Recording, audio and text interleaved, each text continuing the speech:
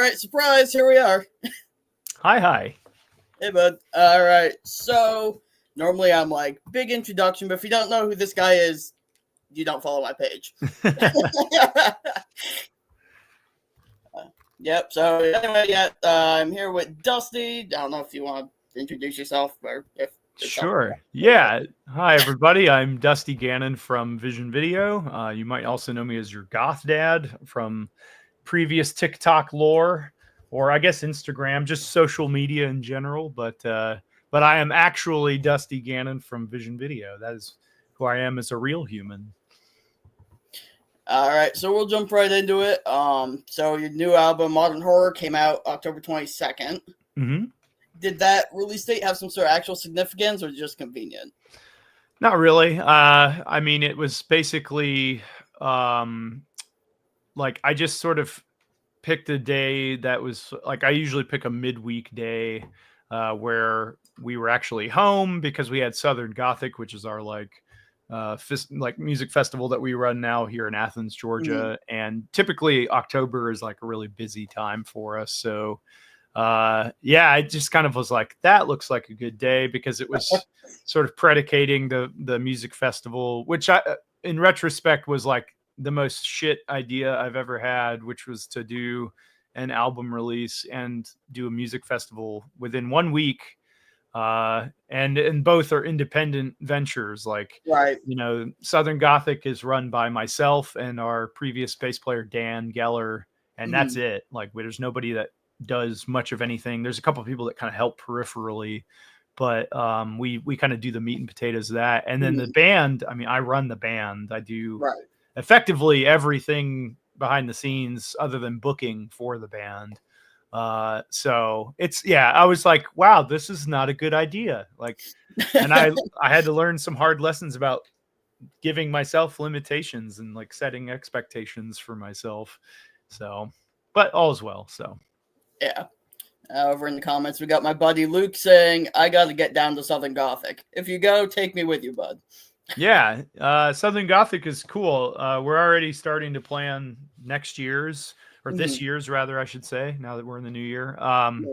It's like, so what a lot of people don't realize about Athens is that we have one of the country's and I guess the world's largest like Halloween festivals here. It's called the Wild Rumpus, and it's been going on for like 2 decades now or something, but it's basically, I call it like an open source parade. You can just sort of jump in. It's just a big costume parade of thousands and thousands of people. And it sort of ends in this big open air dance party in the streets. And that it's kind of typically ending like right in front of the venue where Southern Gothic is. So that weekend is just like and that's totally free and that's cool. So that's sort of like a kind of a side piece to what we're doing essentially. It's like, come do that, but then you also stay for this weekend long festival. Like it's just cool because we're really like the concept of the operation with this thing is like Dan nor I are trying to make any money off of it. So we're drawing in artists that we like personally, that we actually enjoy listening to. And so it's a little self-serving, I guess. But what we're trying to make a thing that's like highly curated, and it's like people that we think are doing interesting things within the music scene, within goth and post-punk. And it's in a place where like we don't really typically get a lot of shows from bands in that realm. I mean, Athens has Tears for the Dying, Vincus, Coma Therapy. Technically Feather Trade is like half here, half in England. But like we don't have a ton of that kind of music. So I think it's a really special time for people to engage with something that they don't get to see all the time here, even though we have like a really great music scene. So anyway, come on down to Southern Gothic. I already have one of the headliners, I think, pretty much locked in other than by contract. The other one I'm kind of waiting word on, but one's modern, but they're like a bigger band. And then one's kind of older, but is from one of my favorite 80s goth bands. And so that's all I can really say about it right now. But anyway, it's going to be awesome. Nice. So back to Modern Horror. How's the feedback you've gotten on it, Ben?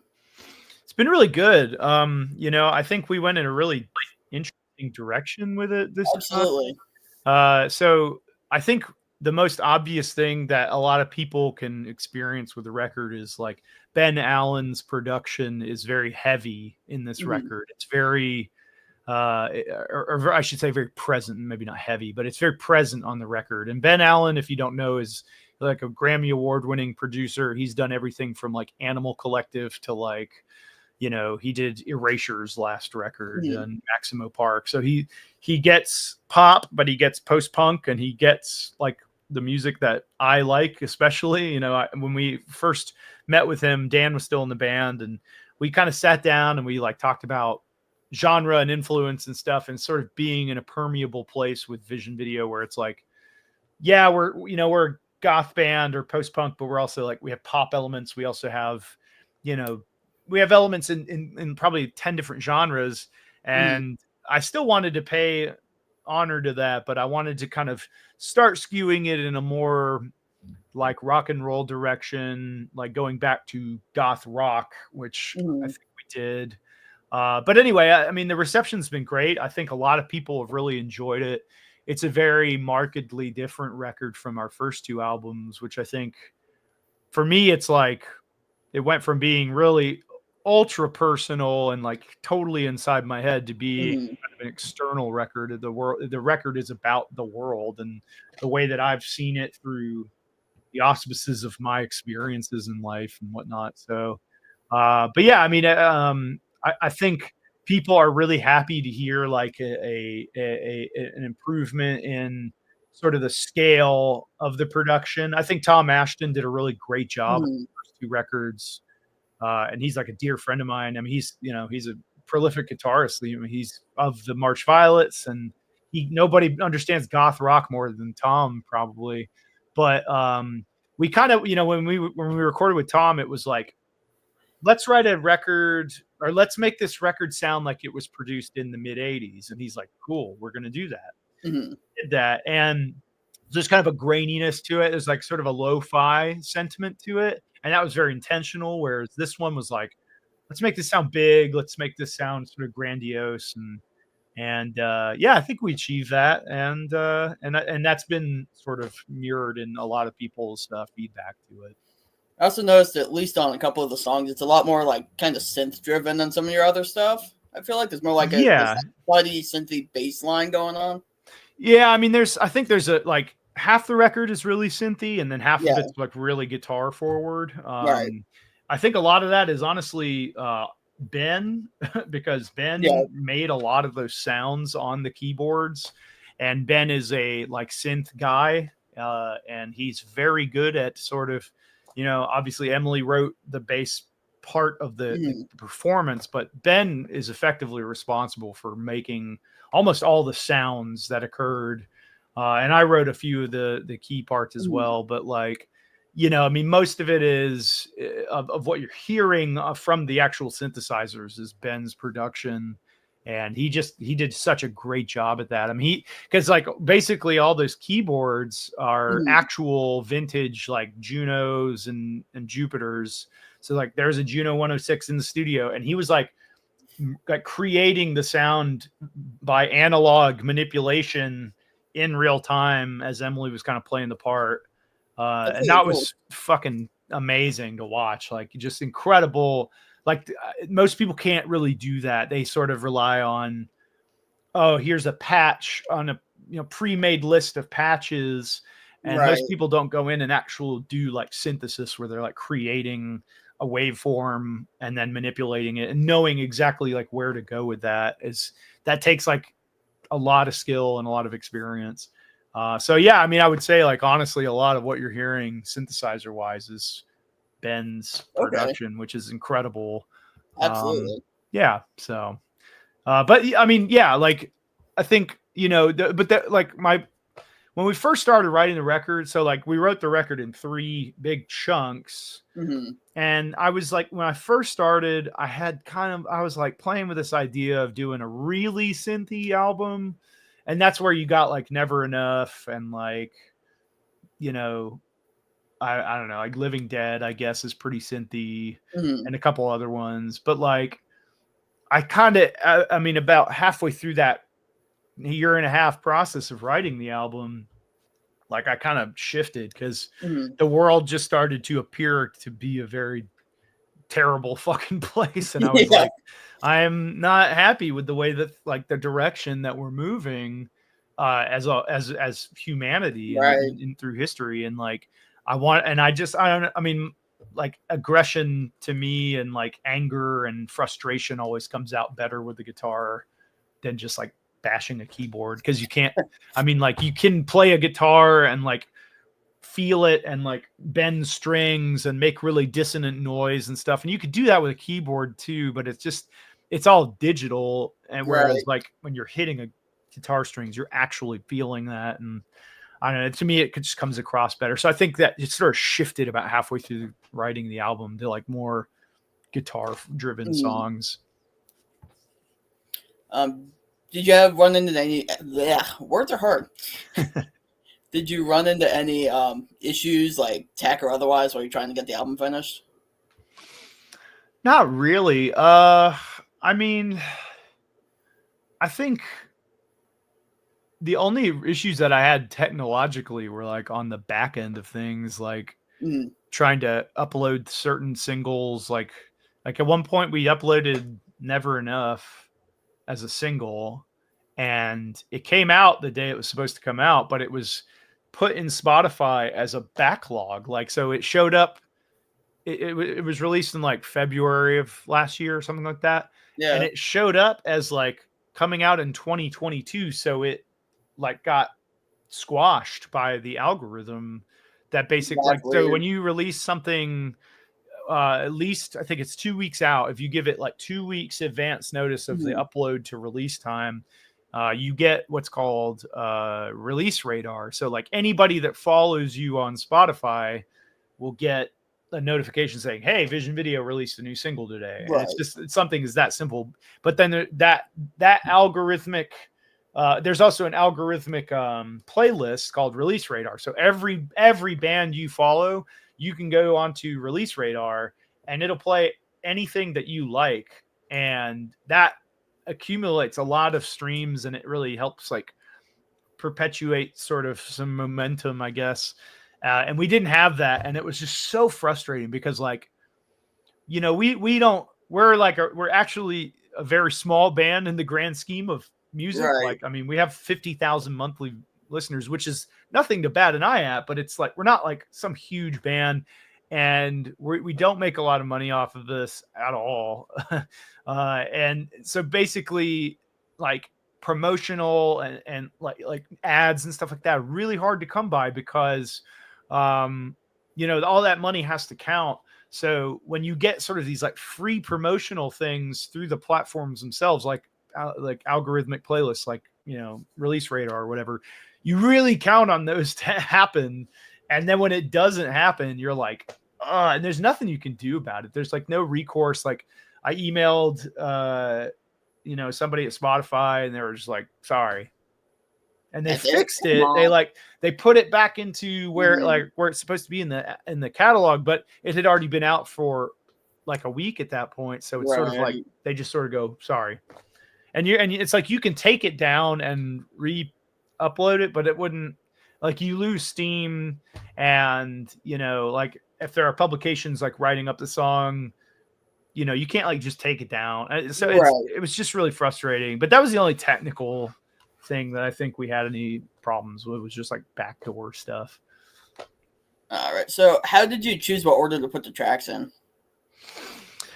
Well, so, I mean, the first song is the title track. Right. And I mean, that's kind of obvious. And it opens with a little sample from one of my favorite horror movies called The Beyond by Lucio Fulci. And it's sort of a movie about this gateway to hell opening and like things just like going to hell, literally. And I was like, you know, that's the obvious first song. And it sort of opens in a very like kind of building kind of way. And I think it sets the tone. So that's an obvious choice. But everything else, I don't know, like Dead Gods to me was like a really, it's like kind of it felt like similar in tone to modern horror. Mm-hmm. It's just a little, but it's really explosive and aggressive and angry and sort of, pointing this finger at like Christofascism and religious fanaticism and whatnot. So that to me, like, it was all about sort of setting the tone for the first half of the record, which is that realm. And like, Right. there are all these things going wrong. And then the second half of the record goes, it's kind of like, is a rise and a crescendo and then sort of a breather at the end.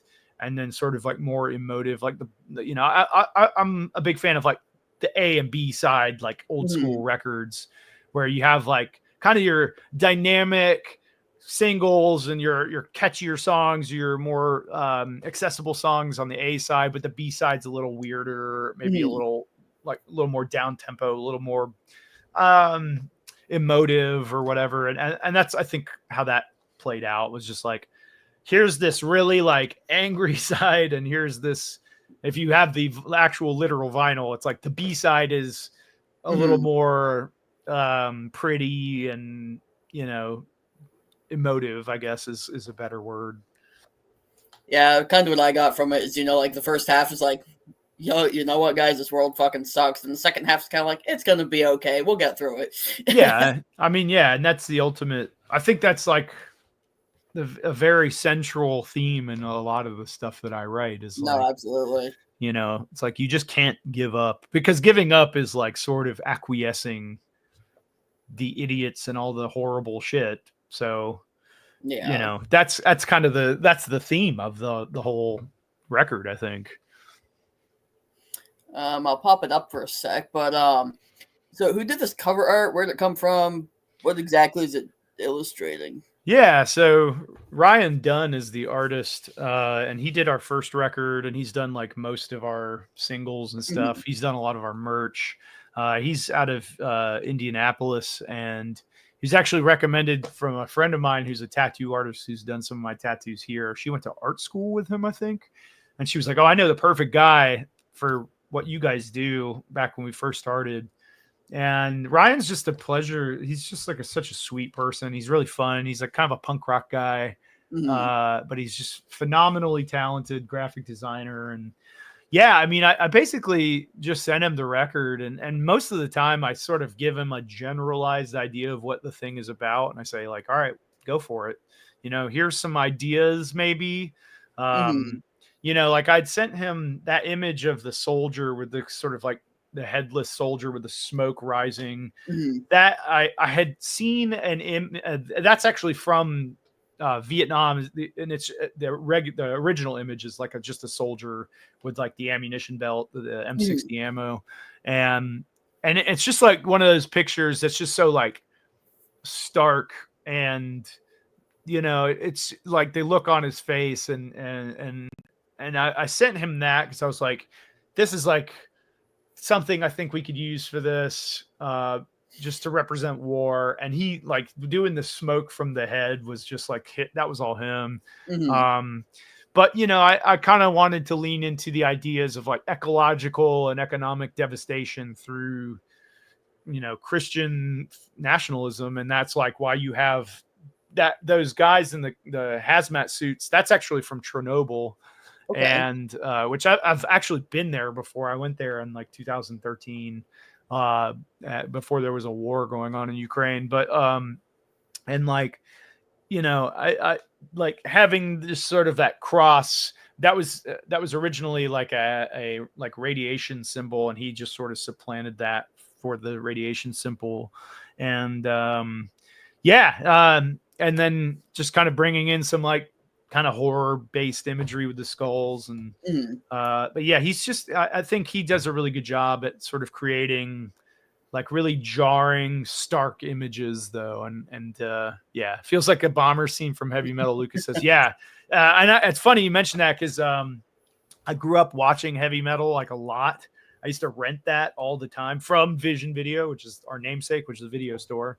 And I'd love all that like really gnarly 80s, 70s and 80s, and even 90s, like anime, like Japanese anime from that time frame. But also like, yeah, heavy metal like The Wall by Pink Floyd, that was a huge influence on me. I mean, I literally have like The Wall, like one of the animated sequences, like tattooed on my arm. So yeah, I think visual media really has a cool symbiosis and divergence with or not divergence, but intersection with music. And I think that it's a really important aspect for me because I think it sort of like emphasizes, certain elements of like something that I can't show you, but somebody else can. So we bring in an artist to make something look even cooler and sort of highlight the essence of something. And I think he did that really well. Absolutely. So what inspired the song Living Dead? Because I pulled a few different messages out of it. So I was wondering what you were trying to come across with that one. Yeah, Living Dead is sort of about, I think it's about the feeling of being very incapable of doing anything to that means anything these days. I feel like a lot of people, and myself included, feel very disconnected from reality and feel very disconnected from discerning meaning. Like when I look at my life, when I was young, I was in the military. I didn't really believe in the politics, but I believed in taking care of like my soldiers. And then when I was a firefighter, I mean, that was even way more, firefighter, paramedic. I believe very much so in, taking care of people that are sick or wounded or injured, or I should say, and putting out fires. And like, I felt very connected to reality. And these days I feel that myself and most people are very just kind of, it's like, like objective reality is sort of disappearing because of shit like AI and people like Donald Trump, but also like the Democrats too are doing this stuff where there's just like, there's no, it feels like objective reality is slipping away, and it's by design, because when you can't discern what is real or what is true anymore, then nothing is, and then everything is meaningless. And I think that we just become like automatons. We become functions to fulfill like a capitalist purpose. And I mean, obviously using the motif of horror, I've always loved zombie movies, and so like I wanted to kind of like imagine what it's like to be a zombie. Like, what does it literally feel like to be living dead? And I just sort of like drummed up that imagery, through like a corresponding sentiment of like what we're going through nowadays, I think. And that's kind of what the song's about. Okay. So it's a little bit, I thought it was maybe like primarily just about like how soulless and impersonal the music industry is these days, but yeah, I mean that too, for sure. I think it's like not specific to the music industry, but I think it's specific to industry in general, or like more relevant to industry in general, because so much of what we do now is driven to the point of making money. Like, artists are expected to, give all this labor on things like TikTok and Instagram and etc. And it's all free labor. And we have to make all these silly videos and do all this song and dance to get our art out there, which on one hand is actually really nice because it gives us a lot of agency, and it gives us an ability to bypass things like record labels or publishers or blah, blah, blah, whatever. If you can make something that's engaging and show off what you're doing and people respond to it well, then cool. But at the same time, like, I mean, case in point, like I spent years building a platform on TikTok, and we have like 580,000 followers on there, which is awesome. But like, I refuse to pay them money to show my videos. So now they will not show my stuff to anybody. Like, I'm lucky if 1% of our viewership sees anything that I create on there anymore. So I'm like, what's the point of that? Like, what these corporations create these facades of organic growth and freedom and artistic creativity in order to just pull the rug out from under you when the time comes, and Yeah. you have no say in it. There's no, like, I can't, like, there's no rep I can go call and be like, hey, TikTok, like, so what's, like, why is nothing I'm create? And it's not just like a downturn of algorithmic slump. Like, Mhm. literally it's been this way for a year for me. So, you know, people are like, well, why don't you post on TikTok all the time anymore? I'm like, because there's no point. Exactly. So, Besides I mean, making that, we probably won't have TikTok another couple months anyway, right? yeah, I mean, maybe. I don't, you know, I think it'll be interesting to see where Trump steps in, apparently. But I mean, Yeah. I think it'll probably, I think there'll be a last minute Hail Mary and they'll sell it to somebody because they want the money. I Yeah. mean, they have 200 million users or more on that platform from America, which is Yeah. 2/3 of America. So, like, I mean, that's a ton of revenue that they're going to just lose. So I feel like as a business, they're just going to, like, sell it. But anyway, I don't, yeah, I mean, I think all that song very much so highlights that kind of thing too, where it's Yeah. like what, I don't feel like I have any say so in anything that I do, like a zombie. It's just sort of like, I'm moving through time, like working my ass off. And I don't even, like, I really don't care about the numbers even. Like, Mhm. I care about justice. Like, and if you spend years building something and then it, for no explanation, for no reason, they just stop showing your stuff to people, like, that's Yeah. pretty shitty.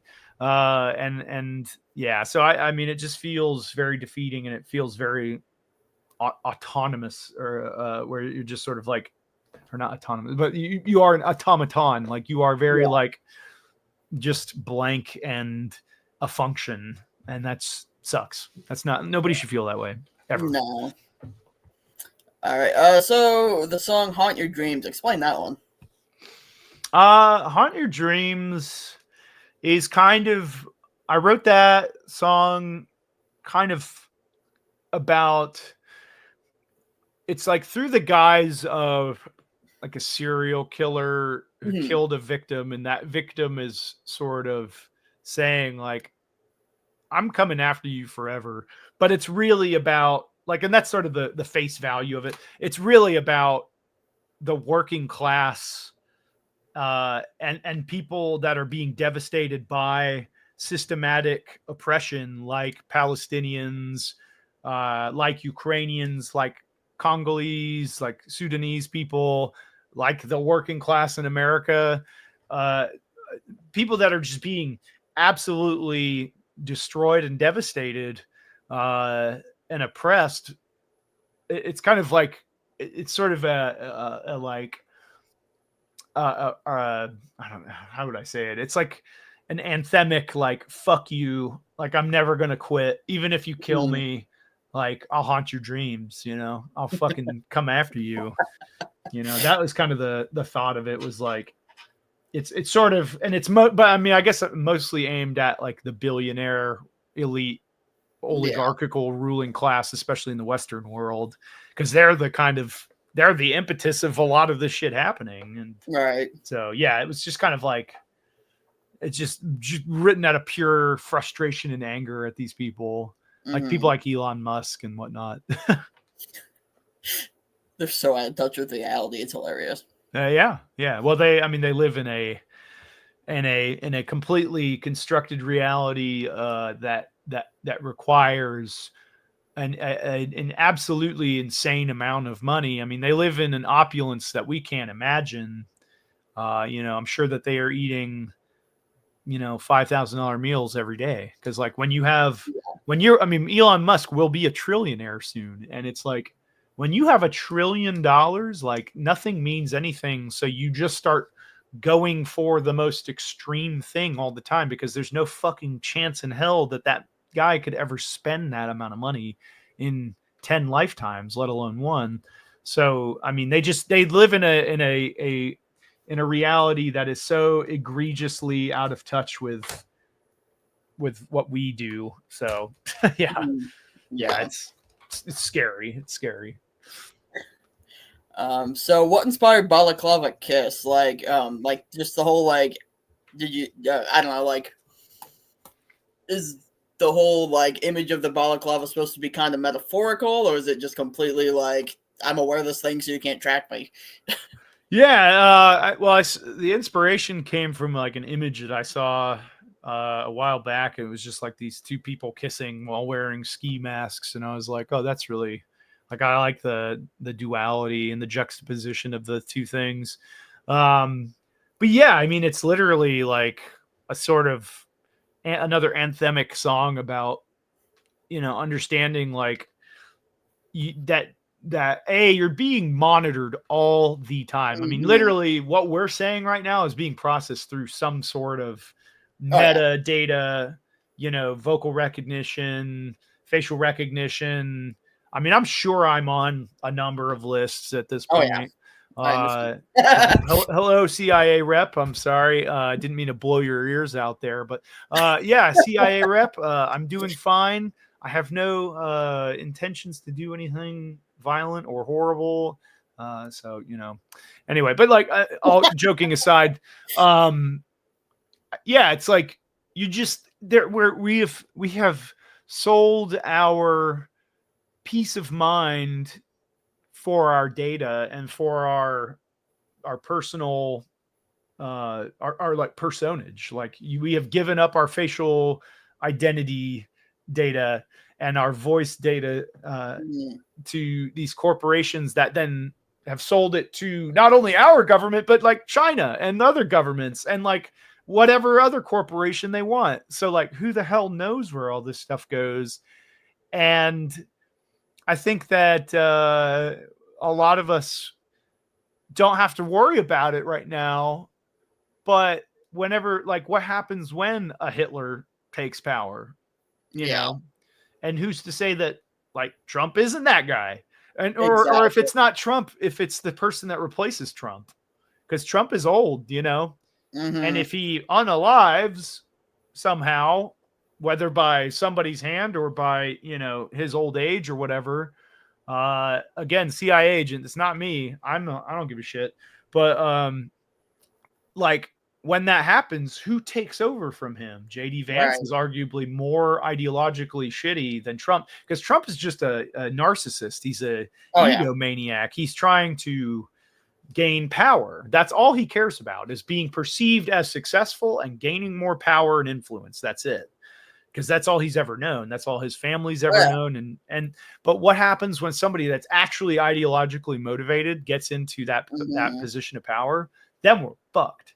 Then they could start coming after people and using all this data that we've just given up freely so that we can like open our phones with our faces and shit, we've done out of convenience basically. So now I sound like a complete conspiracy theorist, but sadly it's all true. And it's all publicly available. They acknowledge all this stuff. But it's not a problem until one day it really is a problem. And that's why it's so insidious, is because it's like we don't think about this stuff. It's all hidden in plain sight. Right. Done with our permission. But then one day that stuff gets used for really crazy, horrible things. And I hope that I will be in the mountains somewhere. I don't know. Yeah, that kind of crap makes me happy. I live on an island. I hope I'm at least a little sheltered out here. But I mean, I guess that's my point of the song, though, is like you have to get out there in the streets and you have to like, I mean, when I wrote that song, I was protesting. I still technically am in certain ways, but I spent a lot of last year physically at, Free Palestine protests and stuff like that, and almost got arrested in New York at one point for nothing, for just like walking down a street.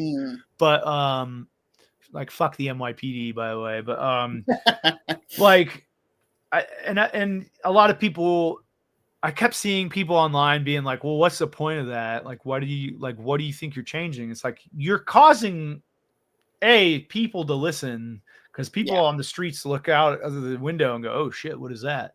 And it also causes the media to pay attention, and it's like you cause enough of sort of like good trouble without actually destroying anything or like actually causing like any chaos, but you jam things up, you make noise, you become a nuisance.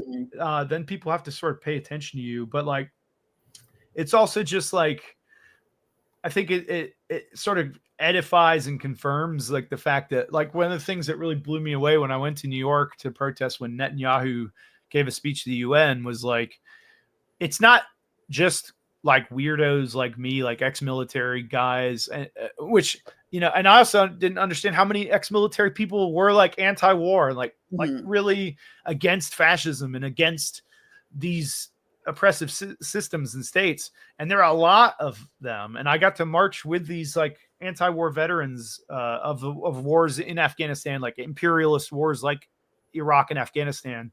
But I also saw like Palestinians, and like I saw Muslims, I saw Jews, I saw Arabs, I saw North Africans, I saw Europeans, I saw Israelis there marching with us. It was so many people marching on behalf of this idea that children should not fear being bombed every day of their lives. And I don't know, like maybe it's altruistic, or maybe it's like, I don't know, whatever. But I just think that we should live in a world where like that is something worth fighting for. And like going into the streets and saying like, I don't believe that kids should die, like because of something that they're not even a part of, I think it is so reductive that you can just break it down to something so simple as like, even if you don't agree with Hamas, which I don't, I think they're just as shitty as a lot of other organizations. They use power and violence to create chaos, to as a means to an end to achieve their goals, which is what governments of the world do. But I don't think that like children should suffer because of their like criminal enterprises and the things that they do. I don't think collective mass punishment of a society is fair or moral. And I definitely don't think that like starving out children and bombing them into oblivion and bombing hospitals is moral. No. In any regard. And it's because, it's because it's not about securing Palestine. It's not about removing Hamas. It's about destroying that civilization. It's about getting rid of a population. And it's about genocide. And it's like, these are simple things to me that I just can't believe that we have to get into the fucking streets and say this stuff now. But apparently they do, because they've hammered it out of us to give a shit about anything. Yeah. Right? So it all kind of comes back around, or this sort of nucleus of lack of concern for other people, But yeah, that's what it's about. All right, we're gonna change gears here slightly. Oh, right, I have a few people would be upset if I didn't hit this button. God, squirrel! I love it. I might be a weirdo, but that's actually my ringtone. Anyway, very cool. In Canada and like New England and Canada, they have like black squirrels, which I think are really cool. Yeah, I think you're in Toronto when you saw the goth squirrels, right? Yeah. Good memory. Yeah, it was like, holy shit, these are some very dark squirrels. Because down here we only have gray squirrels. Yeah, we only have gray and red ones here. Yeah, I've never seen a black one, but I need to. Yeah, they're cool. They have like furry little like horned heads and stuff. They're cool. All right. Let's talk about the Let Go of Time music video. Oh yeah. So that at the very beginning of the video was like this invitation to who knows what, right? But is that like actually screenshot? Is that like a reference to something, or was it just sounded neat? No, it's just sort of I mean it's like the song is based on Only Lovers Left Alive, which is like my Mhm. favorite vampire movie. So it's kind of like, you know, the idea behind the video in essence was like, we want to have this person who is entering this world, that they've been invited to this thing that they don't really know what it is, and Mhm. it's a vampire party essentially, and it's sort of like, but it's not like Insidious. It's like they're kind of inviting this person to be part of Mhm. their world. You know, they're inviting them to turn, but they can't. You know, you can't just be like, hey, like we're a bunch of vampires. You want to be a vampire too? Like, so they have to kind of they do have to like lure them into this world. So yeah, it wasn't like a reference to anything specific. It was just sort of Okay. like something I wrote on a like on my phone. Was like, cool, I'm gonna put this on like a gothy invite, and that'll do. So where was that video filmed? Well, funny enough, we shot that in Cine, which is our local independent movie theater here in Athens, Georgia, downtown. And Cine is where we hold our goth nights every month. Mm. So we got to do that in a place that was like home to us, is comfortable to us. So that was really fun and cool to be able to sort of appropriate. I mean, it doesn't look like that every goth night because it would take forever for us to decorate it. I wish we could. That'd be so Yeah. cool, but it took, 5 hours of decorating and putting things together. But yeah, it's just like Cine has like become a really important place in Athens because that room that we shot it in Mhm. is called the Lab, and it's a venue space, and that's where the dancing and like the actual DJing happens for Goth Night. But a lot of bands play there. They do a lot of like community talks and like book readings and just all sorts of, like speeches, and it's just anything you can think of where an audience would gather. They do it there, and it's a very low cost. And Cine has just been really super supportive of like the goth scene here. Mhm. They just treat us really well, and yeah, we love it there. So yeah, like we kind of, that whole video came together really quickly because we didn't have a lot of time to plan things. And we weren't, the record was already out Right. when the video came out. So like, basically I was just kind of like, well, we should shoot a video for this. We can put it out later. It doesn't have to be out with the record. So yeah, and booking something like that usually requires like months of lead time. But Cine is like super, super open and gracious. And I called a couple people that work there that manage it. And I was like, hey, what do you guys think about this? And they're like, yeah, easy, done. So yeah, I'm glad it worked out that we could do it there. How was it working with the person who directed that video? So Van Johnson was the, I guess, director. Mhm. I mean, I kind of gave them a lot of direction to Gotcha. move towards, but he did a really great job at the like on the ground direction on the day of. Um, he's a really great guy. I think they really understood what we were trying to achieve with very little like production Mhm. value. Like we didn't have a ton of, high end production. We had a very like limited, we had one night to shoot this thing. We had, only so many people and only so much time and etc. And it was just like they understood the limitations, and I think that they did a really great job. Mhm. Him and his team like put that thing together very quickly, and yeah, it's just a great video. It is definitely a great video. The only other thing I wanted to ask about that one is who were all the like random dancers? So they just did you just say, hey, I need extras for a video, or was No, it so more, the people that are actually doing like the ballroom dancing Mhm. stuff, that's the UGA Ballroom Dancing Club. So the University of Georgia is here in Athens, really, really big university, and my friend Stephen Carroll, who's a huge supporter of the band and of Goth Night and everything that we do in the scene here. I kind of asked him one day, I was like, hey, do you know anybody that knows anything about ballroom dancing? And he's like, funny enough, I know the ballroom dancing club director. So he got me in touch with him, and yeah, I just like sent them an email. I was like, hey, we are doing a music video that has some level of like, I kind of, I use the inspiration of like the masquerade ball from Labyrinth. And I was Mm-hmm. like, along that line, but like not a masquerade ball, it's like a vampire ball. Right. And he was like, oh yeah, this would be super cool. So he put it out, and I mean, they had 15 people or so, I think, showed up from that. And then a lot of the extras, a lot of the non-dancing people that are just kind of Mm-hmm. hanging around, those are like all of our friends basically that are, friends of the band and personal friends of mine, stuff Mm-hmm. like that. So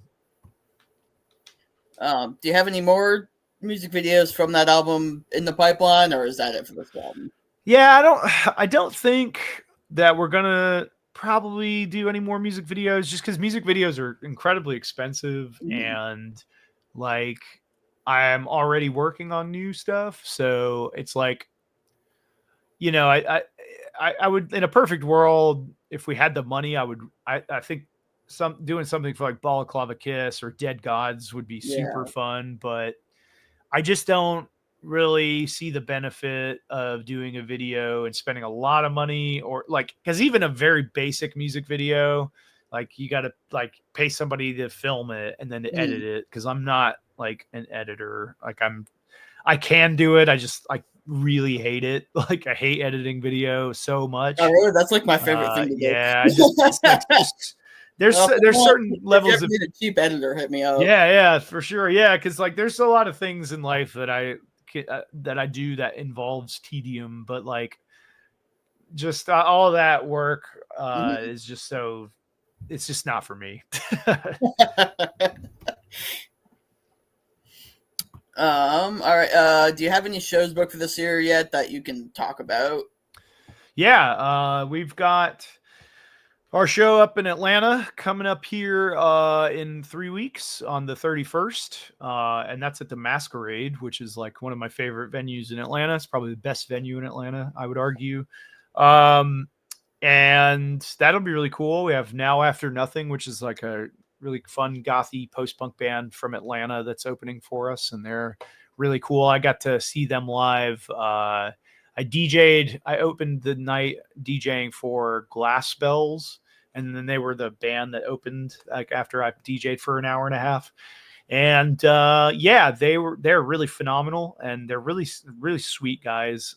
So I'm excited to like see them perform at kind of a bigger venue with like a little bit better of a soundstage, because Mhm. the place that we did that night at was like a little smaller, so it's, it wasn't bad by any measure or any stretch of the imagination, but it was just a smaller kind of thing. But we'll be playing in Hell at the Masquerade, which is like a 500 cap room, I think. So it's a pretty sizable room, and it's, yeah, I'm excited just to see that. But other than that, we have a show at Pensacon in Florida, and then we have like I think 7 dates around that, like right Mhm. after Pensacon. So I think that's February 28th, and then we're like there for that weekend, and then we do like 7 shows in a 10-day period.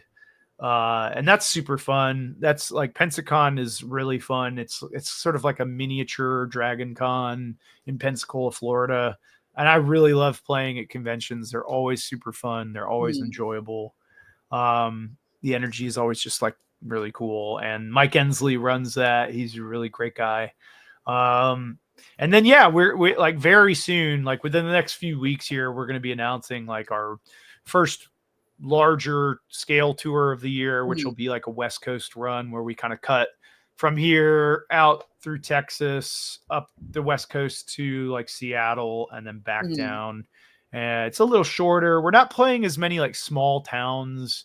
I'm kind of taking a little break from touring a little bit this year. I'm not going to be having us on the road nearly as much this year, just because like I need a break Yeah. mentally. We've been really hitting it hard, and like, the band's different. Like, Right. it's just a different thing altogether. And I'm also writing a book this year, which is cool. It's like a horror novel that I've been working on, and I hope to have that done sometime in the spring.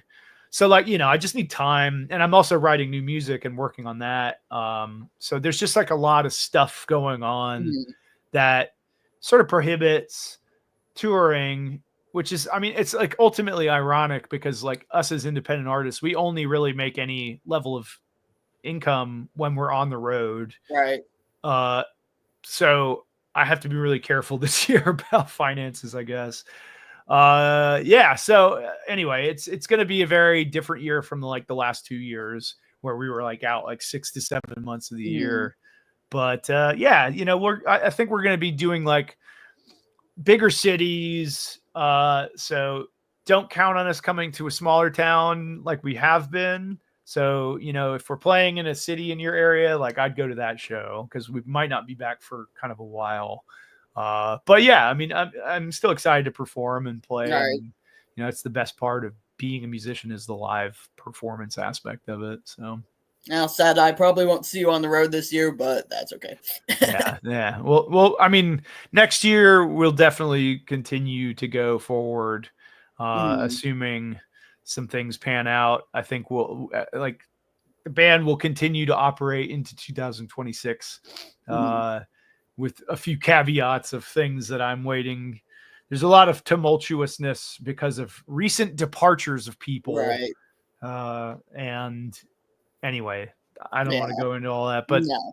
it's like if I'll put it this way, if Vision Video ends this year, which might happen, then I will start something brand new and it will be in the same realm and I will play Vision Video songs on the road.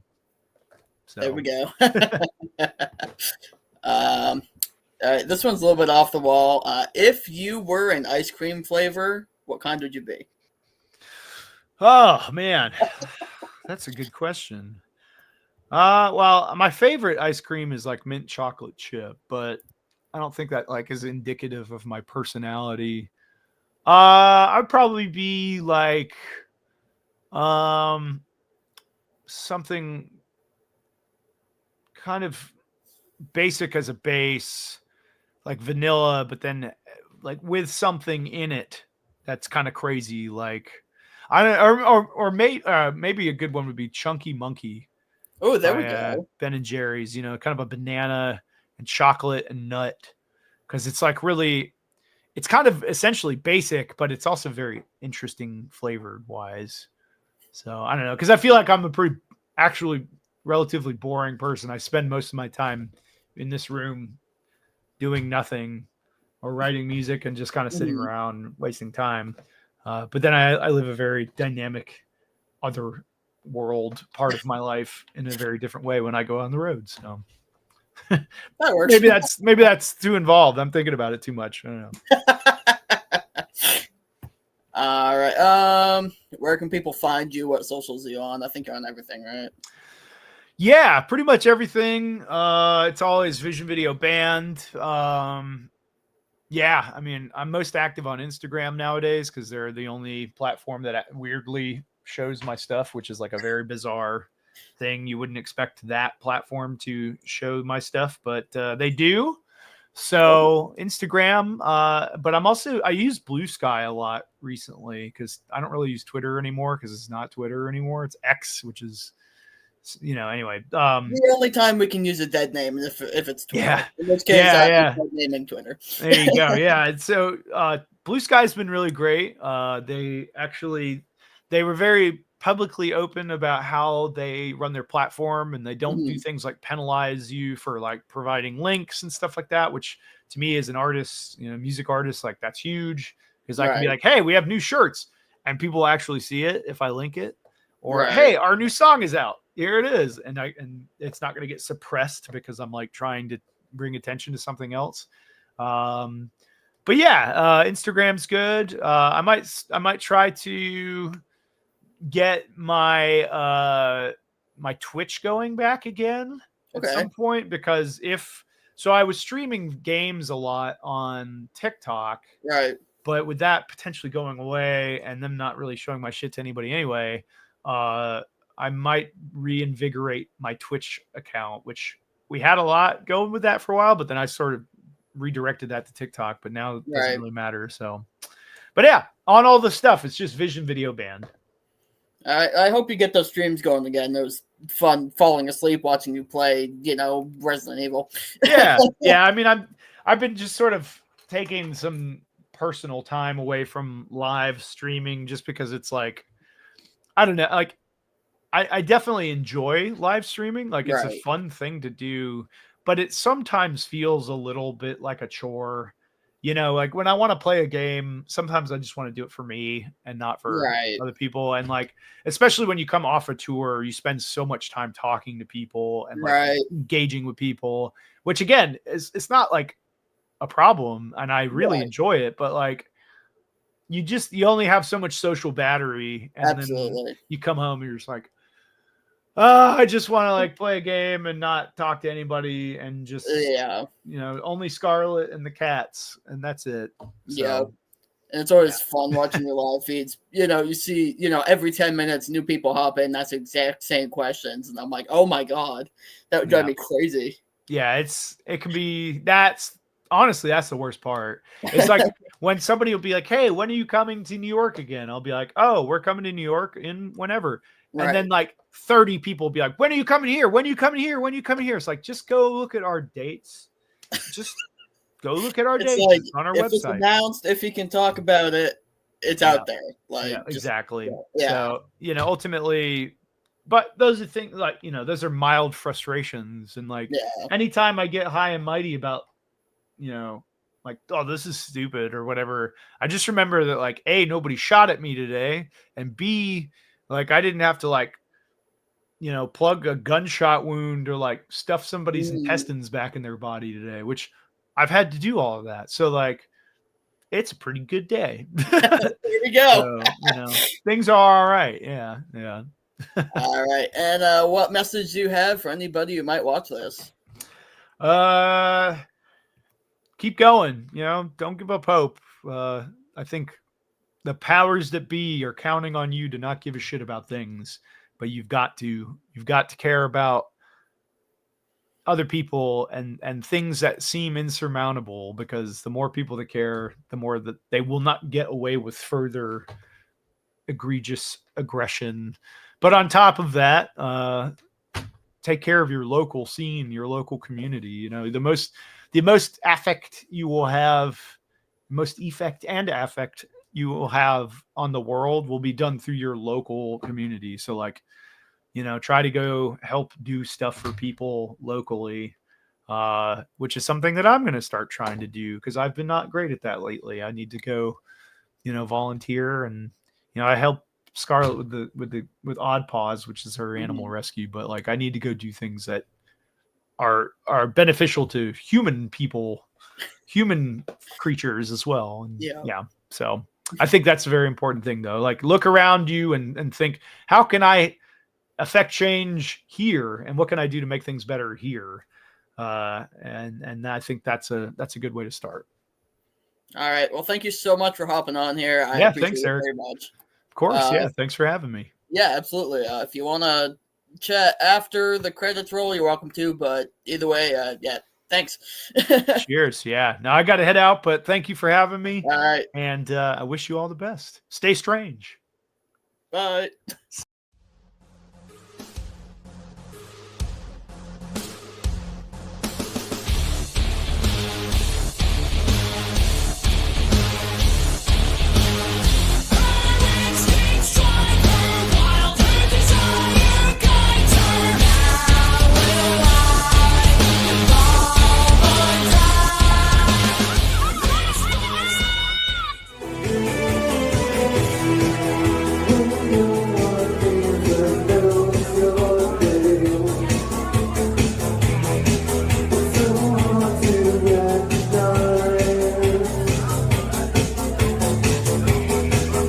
Your smiles are too high.